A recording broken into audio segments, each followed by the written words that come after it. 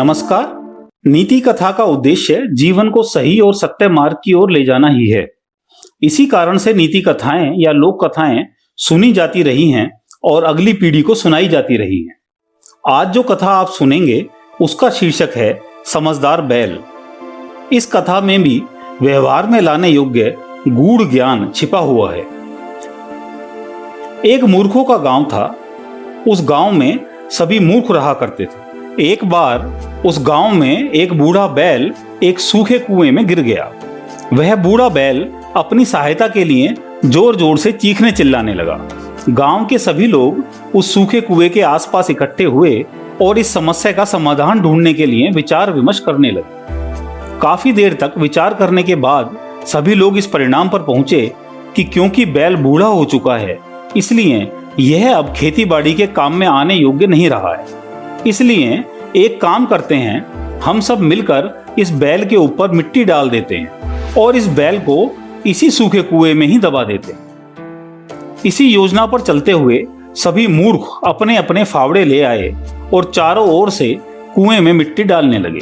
जब बैल को यह बात समझ में आई उसके साथ क्या हो रहा है, तो वह बहुत जोर से चीखने चिल्लाने लगा। लेकिन मूर्खों पर उसकी इस चीख का कोई असर नहीं पड़ा और वह पहले की ही भांति कुएं में मिट्टी डालते रहे।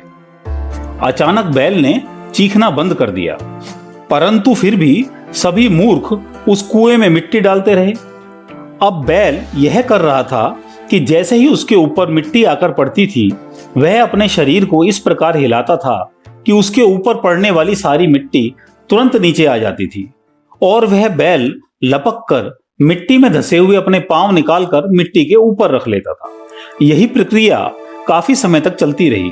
मिट्टी का स्तर ऊपर आ गया और बैल उस कुएं से कूदकर निकल भागा। जीवन में आपके ऊपर भी ईर्ष्या रूपी मिट्टी डाली जाएगी। बहुत सारी आलोचना रूपी गंदगी भी आपके ऊपर डाली जाएगी। आपकी सफलता से ईर्ष्या के कारण आपकी आधारहीन बुराई करी जाएगी। बहुत से लोग सफलता के लिए ऐसे मार्ग का उपयोग करेंगे जो आपके आदर्शों के विपरीत होगा, लेकिन आपको अपने आदर्शों पर ही चलकर सफलता प्राप्त करनी है। आपको बूढ़े बैल जैसी समझदारी का परिचय देना है। अपने ऊपर पड़ने वाली हर मिट्टी और गंदगी को अपने ऊपर से झटक कर गिरा देना है और उसी को ही सफलता की सीढ़ी के रूप में उपयोग में लाना है। इस कहानी से हमें यह शिक्षा मिलती है कि आपको अपनी आलोचना, निंदा, ईर्ष्या, गलत मार्ग के कुएं में पड़े नहीं रहना है।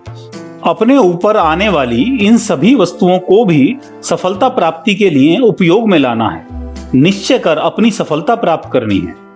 आपको यह कहानी अच्छी लगी है तो वीडियो को लाइक, कमेंट और शेयर करें। आप हमारे चैनल पर पहली बार आए हैं तो चैनल सब्सक्राइब करके बेल आइकन भी दबाएं। धन्यवाद।